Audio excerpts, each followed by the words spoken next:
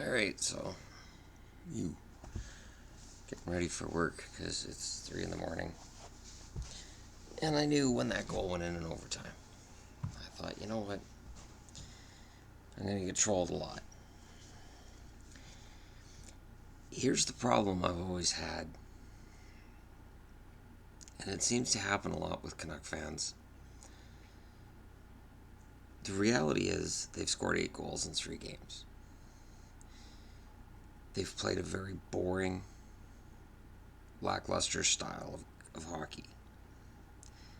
And they've been lucky. Teams that win in overtime are lucky. As much as they're good.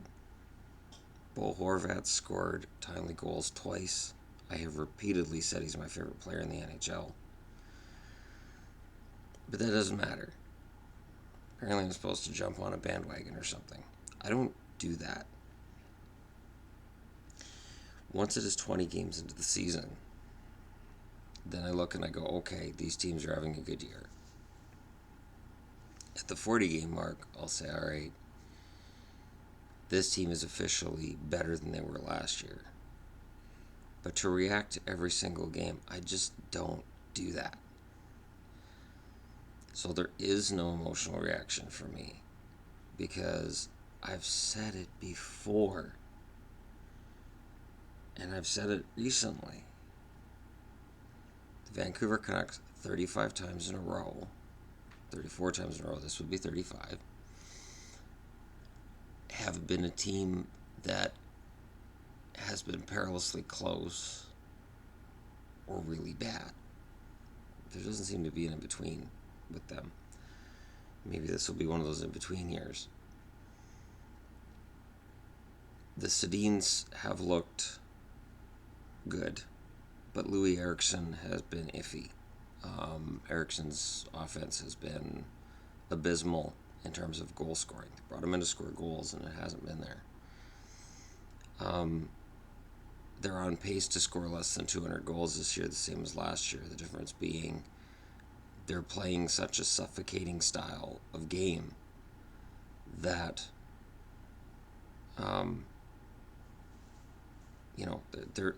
they've allowed 5 goals in 3 games. The goals against average, if you don't include the own goal, is 1. Now, if there's Canuck fans out there going, oh, we're going to allow 1 goal a game this year, I've got some oceanfront property in Arizona to sell you. Or perhaps Nevada, or maybe Wisconsin. The thing that I've always thought is weird, and I've seen this a lot with Canuck fans and Leaf fans, to be honest, is that the team will get off to a good start to the season, and there was a season that Toronto had not long ago where I think they had 8 in a row at the start of the year. Last year there were Hab fans that the Habs, I think, lost 1 of their first 13 or something like that. The Canadian team gets off to a good start, and their fan base goes nuts. And then as soon as that dry spell hits, they go really, really quiet. Because I hate that light. The reality is this: the Canucks are not going to win 82 games. We all know that. They're probably not going to win 50. We all know that.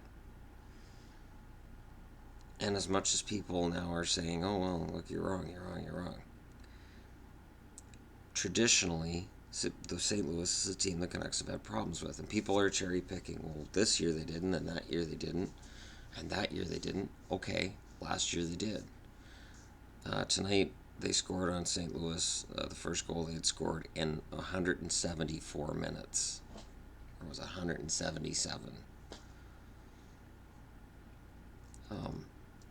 3 minutes from a shutout for St. Louis. So they've had some luck, and they've had Bo Horvat playing really, really well. And they haven't had any injuries yet. I've watched a lot of injuries happening, a lot of weird injuries going on in the NHL. Mike Smith's injury tonight being one of those weird freak things. So, yeah, you guys want to enjoy it while you can, go for it. I'm reserving judgment. because they were really bad last year. Hammer has looked fantastic in Dallas. Dan Hamhuis, I've watched every Dallas game. Hammer is absolutely on his game. He's healthy. He's playing fantastic. If the Canucks had kept him, I'd be quite happy. Last night's games, Biza had a really good game. Horvat played well. And again, and I said this before, Desjardins is coaching to take the life out of the game, and it's working so far. There were 11 shots in the first period between the two teams. It was a horrible game to watch. Horrible. I used it to put me to sleep, and it worked. I woke up when the overtime goal hit, and I'm like, oh, well, I'm going to hear it in the morning. So, whatever. But this is the thing, though. When the losing streak hits, and every team has a losing streak, I'm not going to rub anybody's nose in it, because I don't want them to go on a losing streak. I just understand that a 3-game winning streak at the start of the year is a 3-game winning streak, because they had a 3-game winning streak at the end of last year. And what that 3-game winning streak at the end of last year did was deny them Austin Matthews. So, it doesn't, and at the time, Canuck fans kept saying, well, it doesn't matter because I'm not guaranteed the number 1 pick anyways. And then as it turns out, that would have been the number 1 draft pick. It's that kind of stuff that just makes you just go nuts. Because as much as people say, oh, well, there was no guarantee and this and that, Matthews would have looked nice. Even if we'd had the Oilers draft pick and got Puljujarvi, I would feel ecstatic about the Canucks' chances of Puljujarvi. And right now, the Oilers are 3-1. The Senators are 3-1. The Habs are leading. The Jets are down. They're 1-2. It's too early to make any decisions about which teams are good and which teams are bad this year, other than to go by last year as a standard for here's where they're at, and then you take a look at who the team subtracted, who they added, and say here's where it is.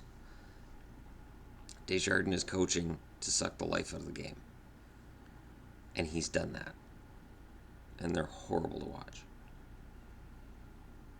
Just awful. And yeah, the Minnesota Wild were successful with that kind of game until the playoffs. So I am more along the lines of thinking, it would be good if the Canucks could come up with a system that's sustainable into the playoffs. But that's fine.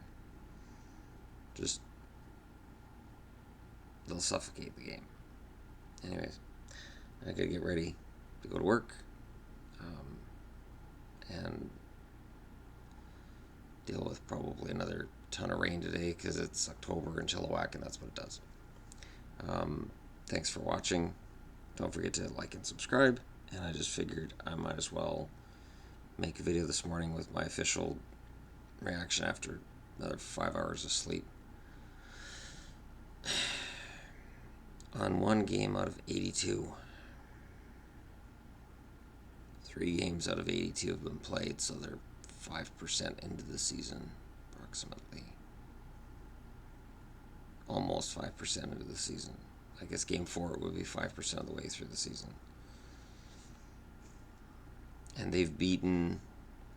St. Louis is the first real team they've beaten so far. Calgary hasn't looked great. They didn't look great last night against Buffalo either. They got the win, which is important.